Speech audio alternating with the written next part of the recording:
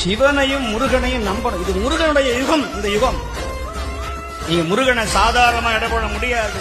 சிவனை விட ஒரு மடங்கு உயர்த்தி என் அப்பன் கந்தன் முருகன் சுப்பிரமணியன். இவனை விட அவன் வீரியம் ஜாஸ்தி. அவன் நெருப்பிலேயே பிறந்தவன். இவன் எங்க பிறந்தான்னு தெரியாது. இவன் அனாத. அவன் அனாதிக்கும் அனாதி.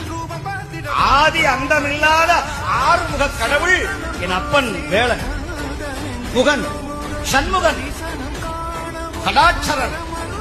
அவன் திருவடிய ஒரு தடவை முருகா அப்படின்னு சொன்னா போதும். குகான்னு மயில் கத்தும். குகா குகான்னு கத்தும் மயில். அகவதை கேட்டீங்கன்னா குகா குகான்னு சொல்லும்.